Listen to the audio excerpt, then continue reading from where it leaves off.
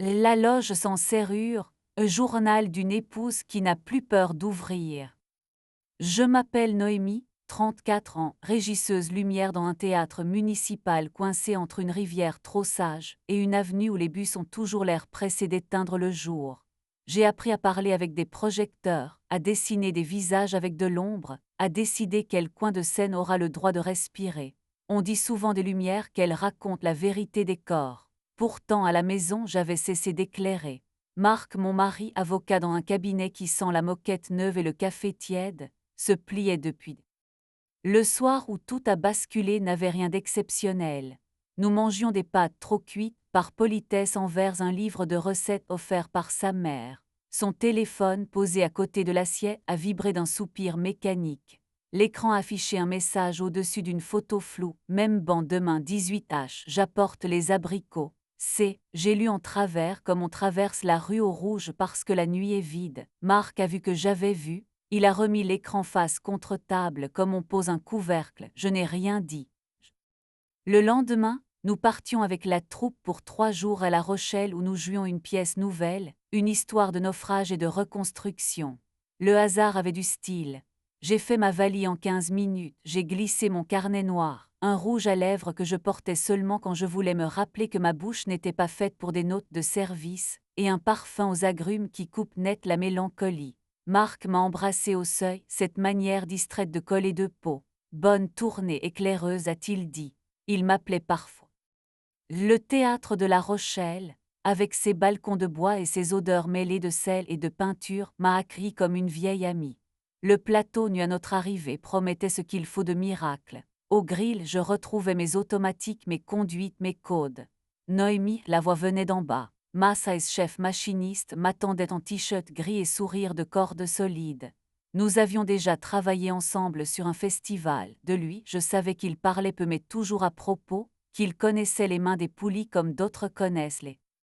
J'ai gardé tes découpes, m'a-t-il lancé, et j'ai fait vérifier la passerelle, elle bougeait un peu trop, comme un mensonge qui se croit discret. Merci, ma fraise. Les mensonges qui se croient discrets finissent toujours par faire des courants d'air. Il a levé un sourcil amusé, son humour n'avait pas besoin de gros mots. J'ai monté mes poursuites, posé mes gélatines, réglé mes axes. Le travail me tenait les mains et c'était exactement ce qu'il fallait. À la pause au bar de la salle, je me suis retrouvée seule avec un café trop noir. Massez a déposé près du mien un verre d'eau et un petit croissant. Tu oublies de boire et de manger quand tu réfléchis, a-t-il dit. J'ai hoché la tête. Dans la poche de mon Jean, j'ai senti vibrer mon portable, un message de Marc. Une photo de. La première répétition a commencé. Sur scène, Élise, pas moi, l'actrice, répétait ce monologue d'une femme qui attend sur un quai un bateau qui ne revient pas. Sa voix montait, la houle d'un son qui sait exactement où il veut briser. Il y a des départs qui ressemblent à des arrivées, disait-elle.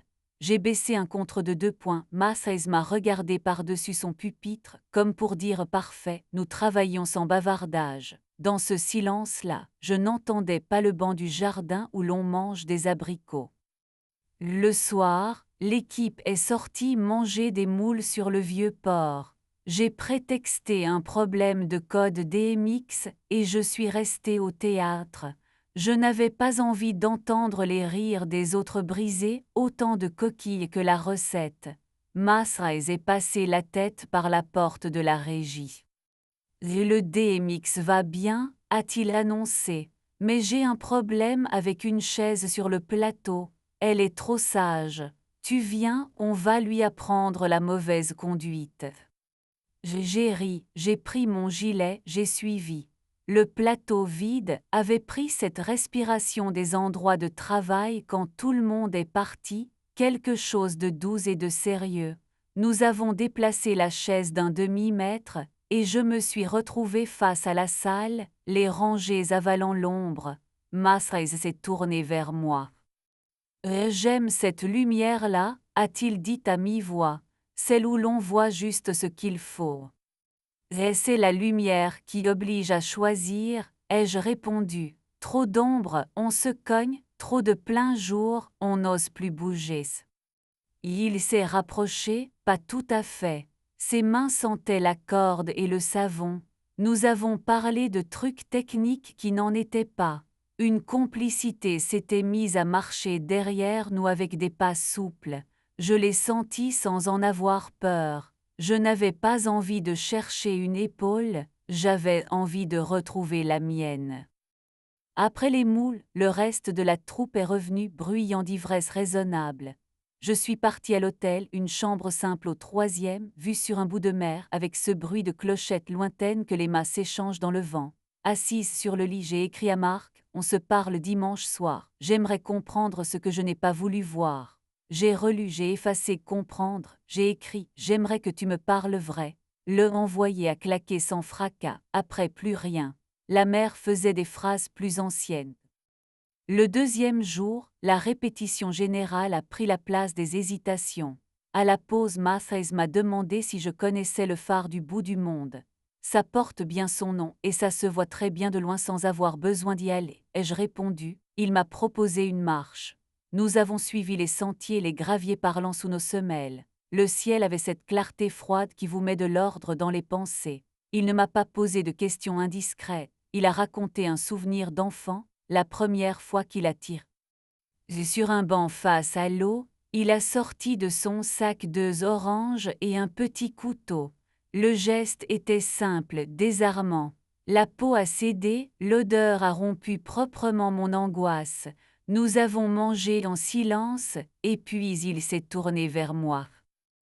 Tu sais, Noémie, je ne suis pas douée pour dire des choses utiles quand elles font mal, mais je sais tenir un mât quand le vent se lève. Je l'ai regardé.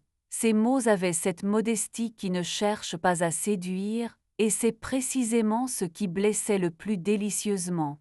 J'ai posé ma main sur la sienne. Il n'a pas bougé d'un millimètre, comme pour me laisser décider la taille exacte de ma présence. Le banc n'était pas celui du jardin de Marc, c'était un banc qui ne prenait rien, qui offrait juste de tenir. Le soir de la première, tout a coulé comme il faut. Les acteurs ont jeté des cordes et le public bon nageur les a saisis. Au salut, j'ai envoyé le bleu de fin, ce bleu qui a l'air d'avoir compris.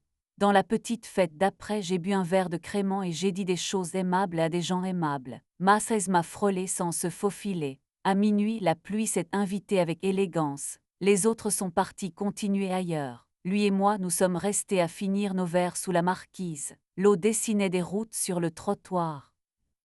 Vivien, a-t-il soufflé, l'atelier est ouvert, on ne dérangera personne, sauf peut-être 2 ou 3 vies qui aiment la conversation. L'atelier sentait la sueur et la patience.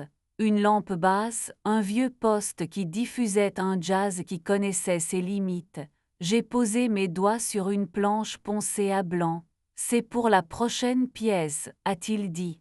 Elle parlera d'un toit qui fuit et d'une femme qui décide de ne plus mettre de bassine. Je me suis approché. Il a eu ce mouvement à peine perceptible des hommes qui ont appris à demander sans poser de questions. Nos visages se sont trouvés. Le premier baiser a eu le goût de l'orange de l'après-midi et de cette retenue instante qui rend la peau voisine.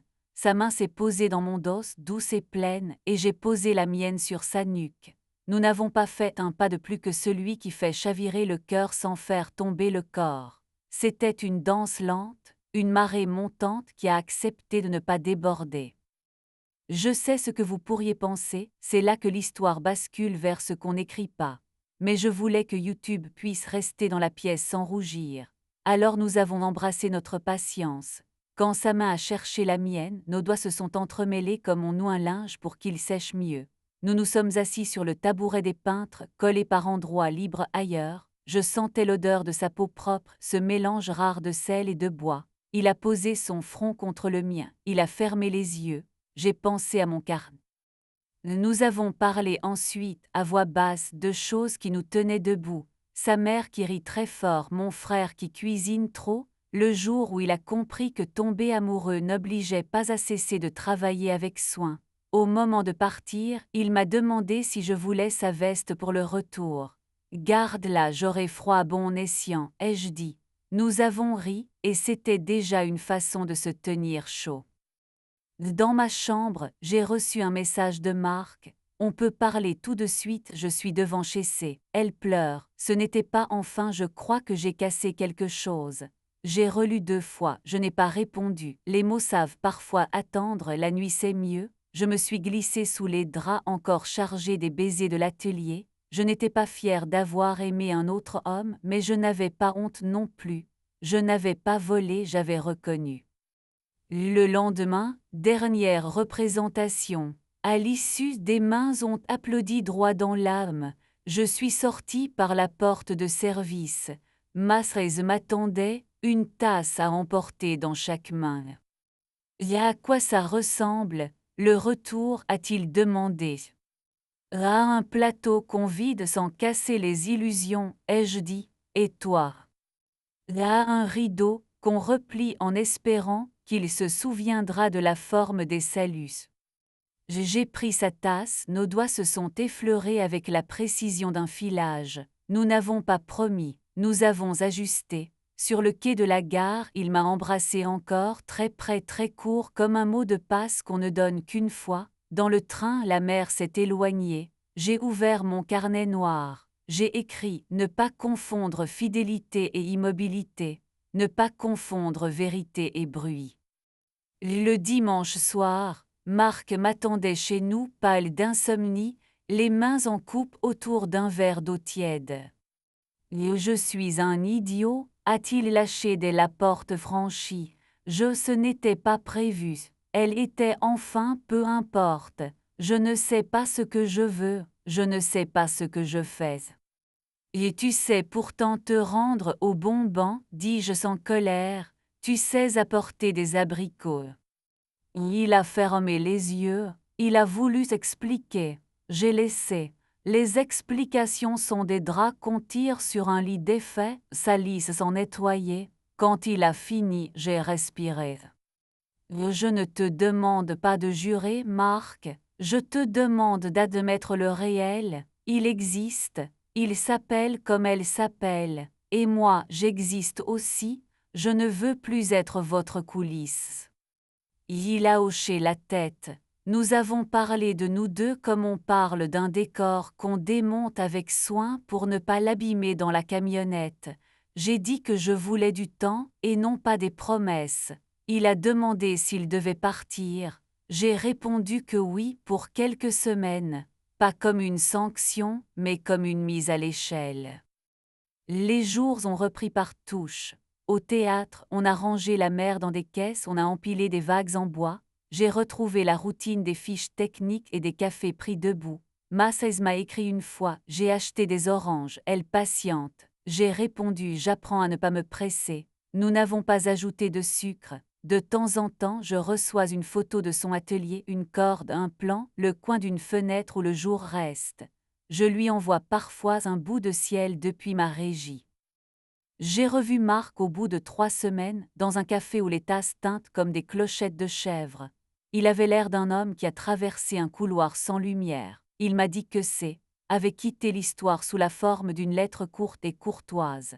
Il m'a dit qu'il voulait recommencer, que sa peur de l'ennui avait pris un visage trop facile, et que ce visage avait disparu dès qu'il avait été obligé de le regarder. Je l'ai écouté, j'ai entendu des mots honnêtes. Je n'ai pas su si j'avais, moi, envie de recommencer. On peut être deux à dire. Et ce soir, dans ma régie, je règle la conduite d'un nouveau spectacle. Une pièce joyeuse où les chaises rient et où les portes ne claquent que pour mieux rouvrir. Je porte pour le plaisir mon rouge à lèvres d'orage clair, dans mon sac une orange au cas où. Je ne sais pas encore quelle forme prendra ma vie avec Marc, peut-être un balcon avec une chaise, peut-être une place qui donne sur une fontaine. Je sais en revanche ce que je ne négocierai plus, la lumière qui me revient. Masrez passera la semaine prochaine dans notre théâtre avec une autre troupe.